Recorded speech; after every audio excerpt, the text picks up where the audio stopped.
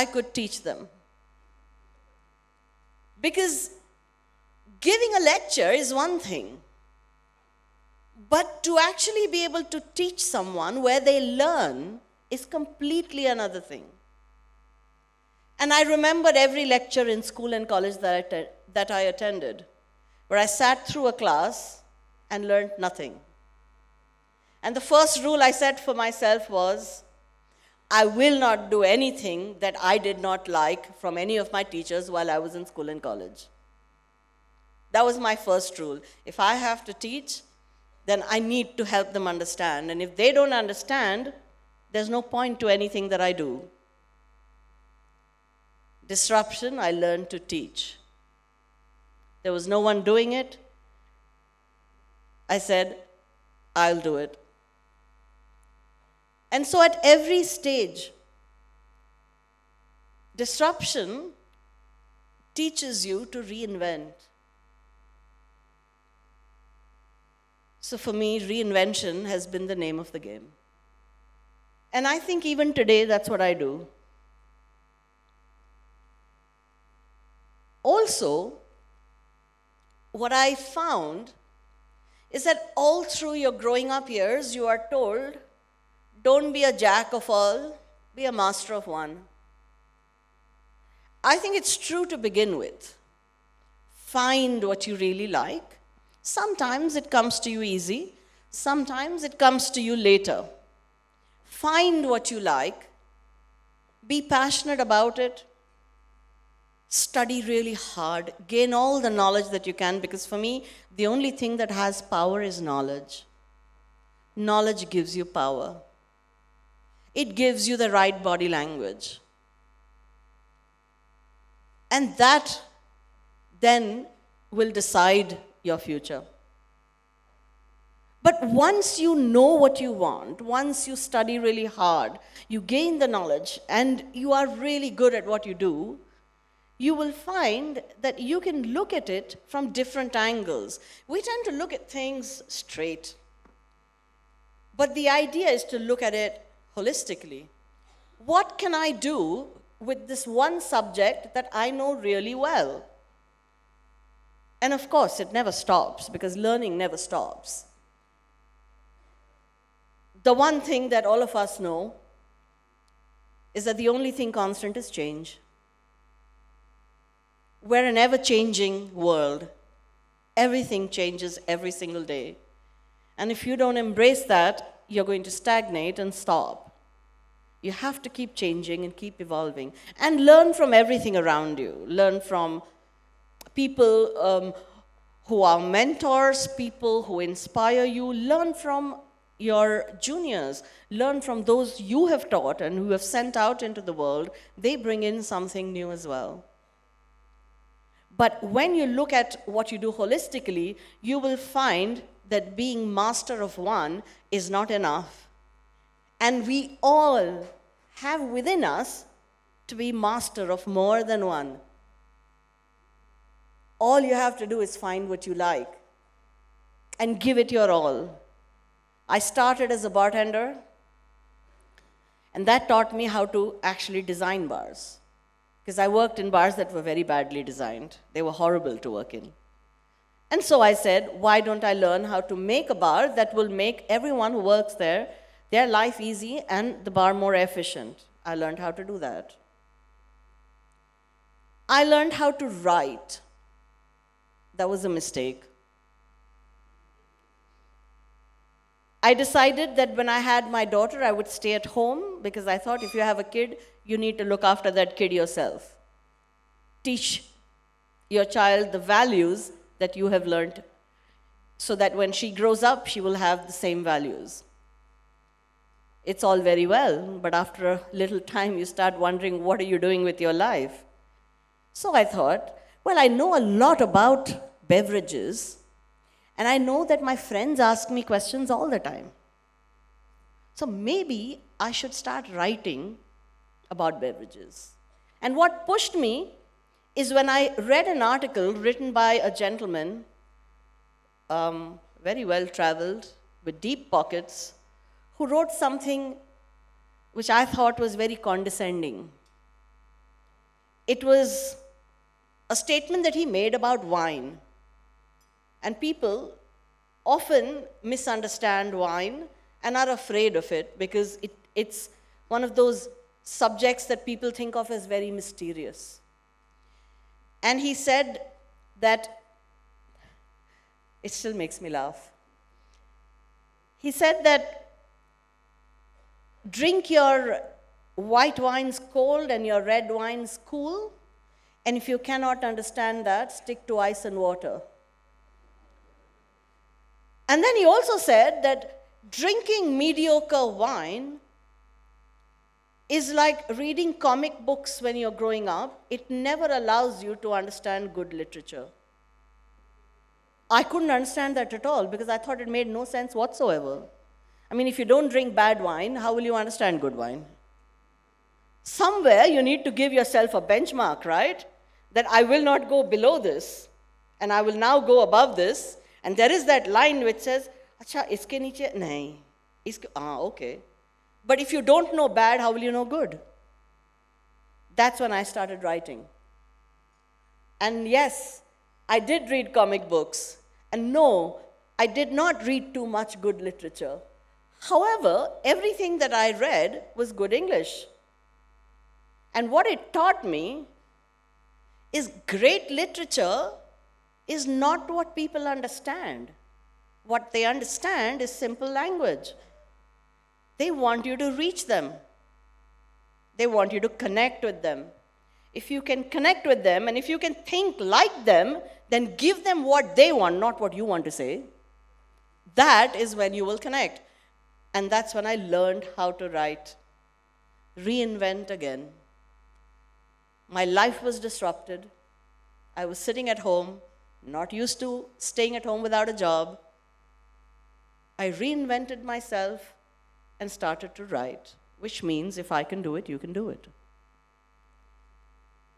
Give yourself that thought which says, what else can I do with what I know? I then learned how to do TV. It was scary in the beginning, but I had two great camera guys. And what they told me is when you're standing in a room full of 1,000 people and you're talking about your subject, do you have a problem? I said, no, I'm doing things right. I'm talking to people. So he says, look into the camera, pretend you're talking to those same people. Forget about it as a camera. Don't think of it as a camera. Simply look there and see all those people that you're talking to like you do every day. That was easy. Same subject, different angle. So with what you know, you can do multiple things if you just think about it. Use angles that you know. And then finally, like I said, road to spirituality. It taught me all of those things that today I can actually take a class on things which have nothing to do with alcohol. Simple things like team building, leadership, psychoanalysis, psychology, reading faces, reading minds. All of that came from bartending.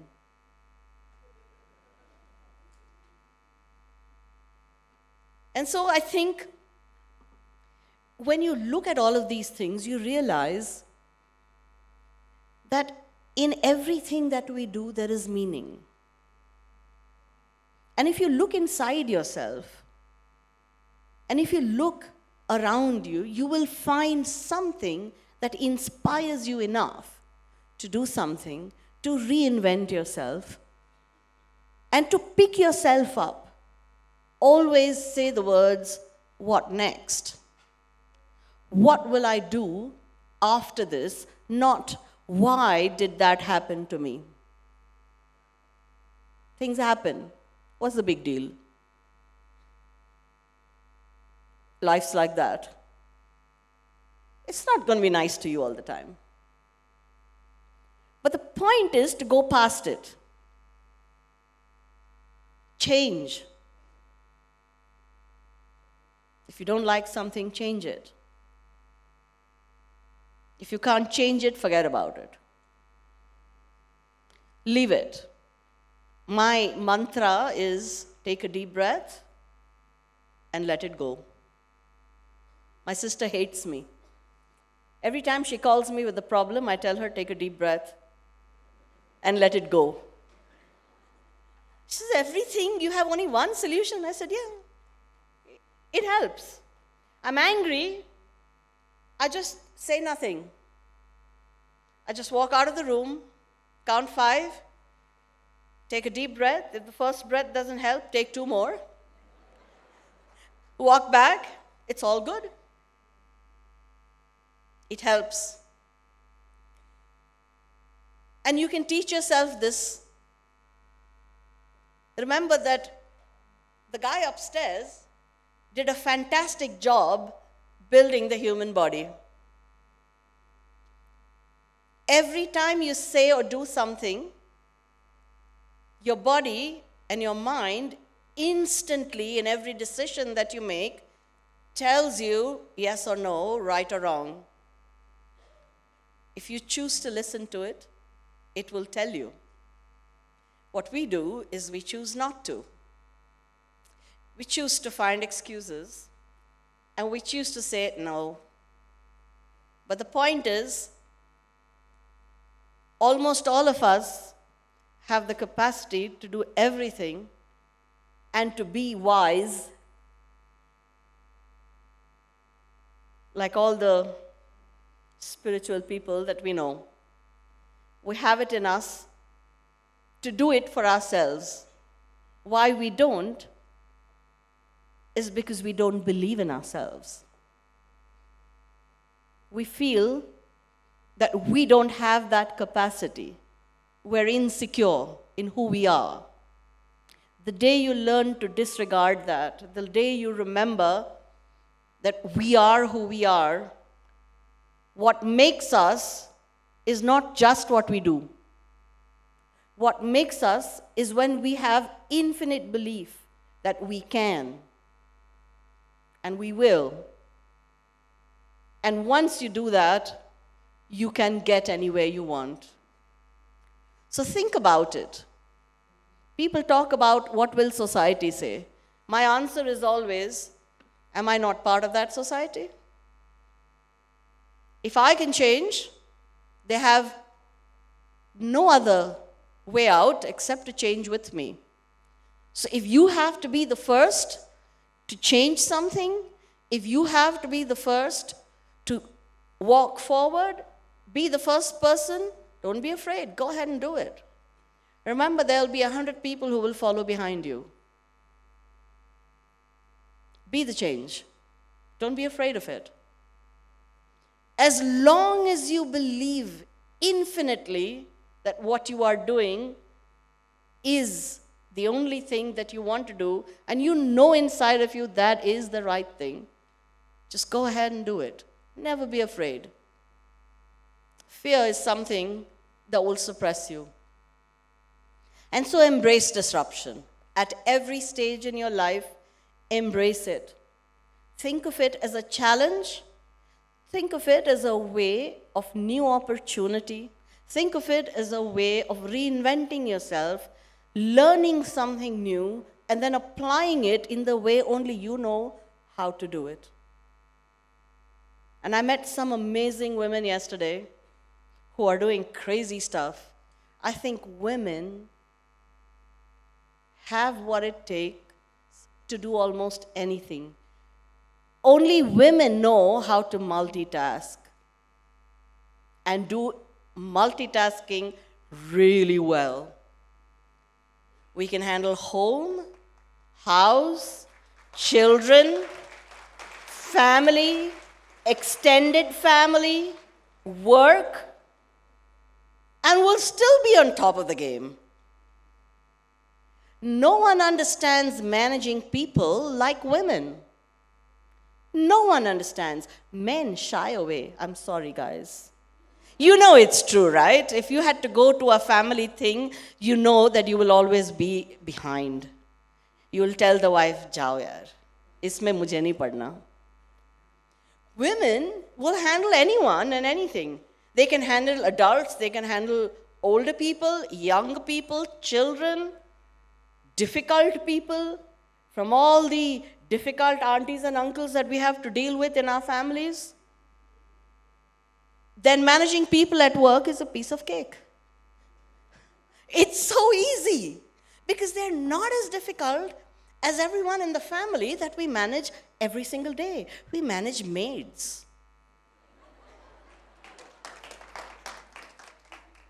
And so women in the workforce are the best thing that can happen to you.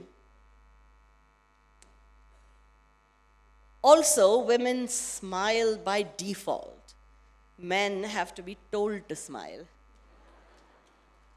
When I'm in a bar, I have to look at the guys and say, please smile. We naturally smile. We understand hospitality because that's kind of part of who we are. It's in our veins, it's kind of flowing through. We're used to welcoming people into our homes, welcoming people into our lives, and therefore, smiling comes naturally to us. And when you see a smile, everything changes. So as women, we need to take advantage of that. Remember that we are far stronger than anyone else. If you think you are not, you have no idea of the power you possess. Please shed that insecurity. Shed that disbelief in yourself. Start believing that you can do almost anything you put your mind to. Think of all the stuff that you do at home. Try and get the husband to do that. Any man, put him in your situation, walk out and say, now you do all of this. Oh, that poor guy will die. He will just, oh my God, he'll lose weight and he'll say, Baba jao, I can't do this. So if you can do all of that, don't think that, oh, main to kar rahi hu because it's my duty. That's what I've been taught for millions of generations. No, it's a job. And you're doing it brilliantly, which means that you can do anything else. So, disrupt your lives. Do not be complacent. Don't sit there and say, theek hai. No, it's not. Wake yourself up. Stir yourselves up. Shake yourself out of the apathy. And do something. It doesn't matter what it is. Point is, are you passionate about it? Do you actually like it? And you will find 5 different ways in which you can take that thing that you like, turn it into something that you can use and share. And remember, the one thing, knowledge is power, but knowledge is nothing if it's not shared. Unless you can see the fruit of that knowledge, how it's applied, there is no point to that knowledge. You can be a very knowledgeable person, but if no one has benefited from that knowledge, and no one has been able to go out and use it and make something good out of it, what's the point? People say, what is the perfect recipe for a great drink? I tell them perfection is highly overrated. All that mirror, mirror on the wall, who's the fairest of them all? It's a myth. It's not about being perfect. It's not about being the fairest. It's about being someone who can look at perfection from different angles. Because we are imperfect people.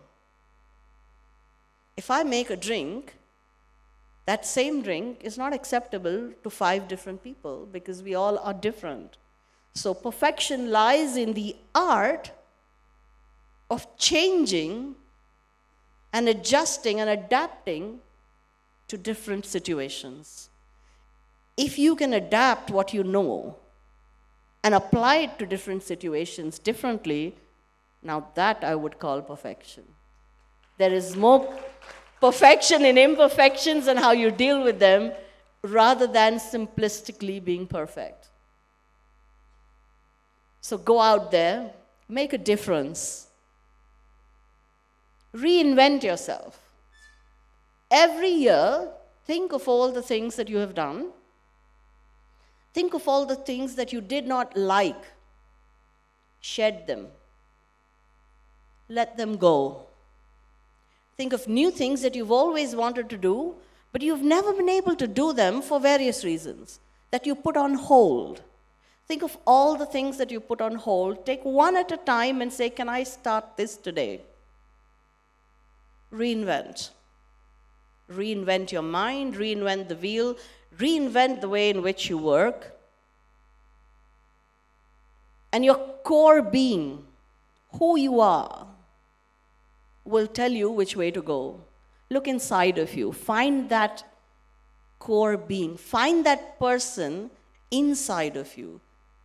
The one that you've actually locked away to say you are irrelevant. Everything else is more important. Find that person that you've locked away. Look inside yourself.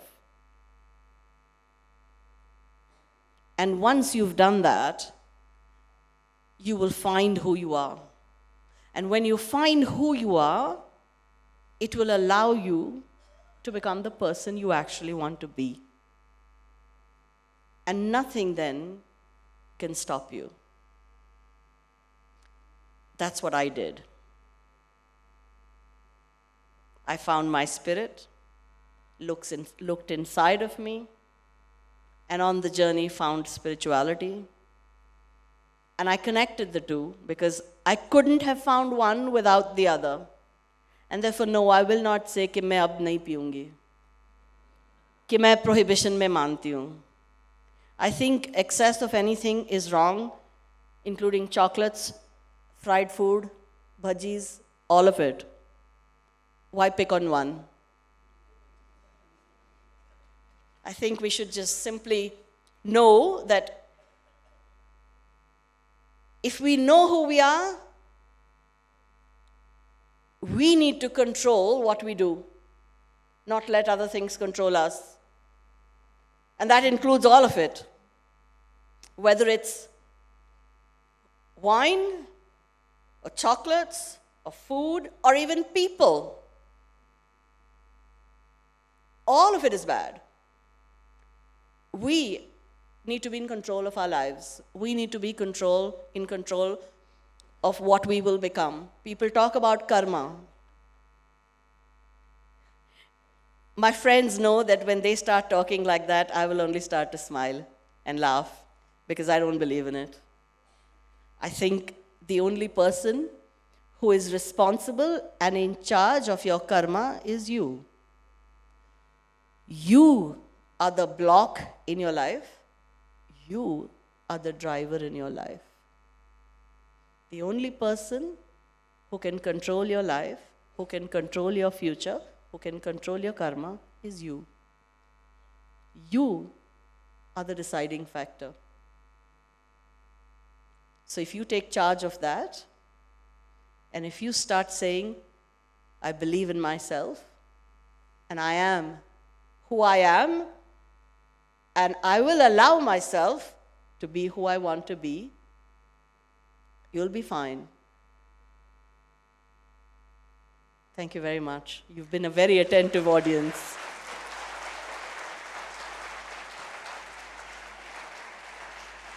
Thank you so much. That was really encouraging, ma'am. Thank you. Now I would like to invite... So Kajal says you still have time. So what I would really like to do with my time, if you permit me, is could you send mic out into the audience in case somebody has a question for me? I'd really like to take that. If somebody has a question for me, we have a mic here. If the mic can go out, there's a person there who has his hand up.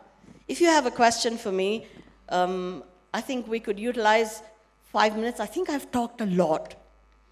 I don't think I want to talk anymore because I understand what listening can do to someone. It's like a monologue, if you know what I mean.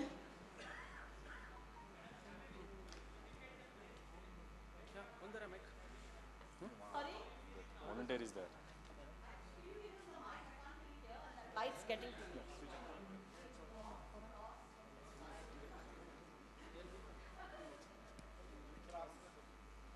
You said something about my life and my journey.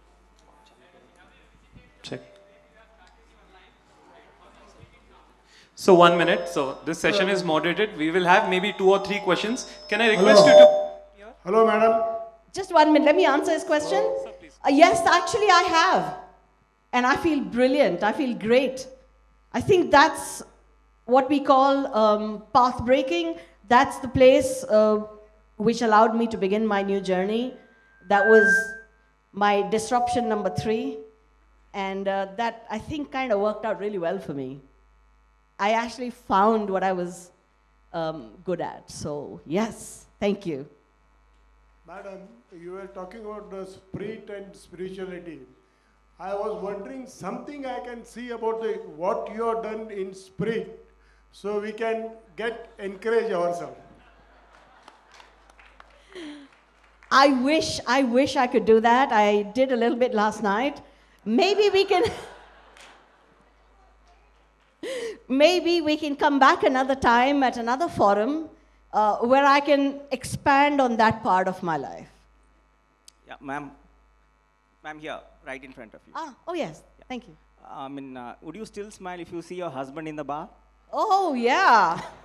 In fact, I would be happier because for once, somebody else would be making a drink for me, and I spend all my time making drinks for other people, which tells you that I spend a lot of time working. Therefore, I have almost 0 time to have a drink for myself. No, fine. But what if you are the cause for him to be in the bar? It's a good thing always. Everyone needs to de-stress. I'm good with it.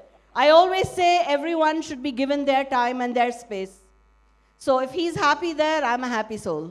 Because if he's happy, I'm happy. Thank you.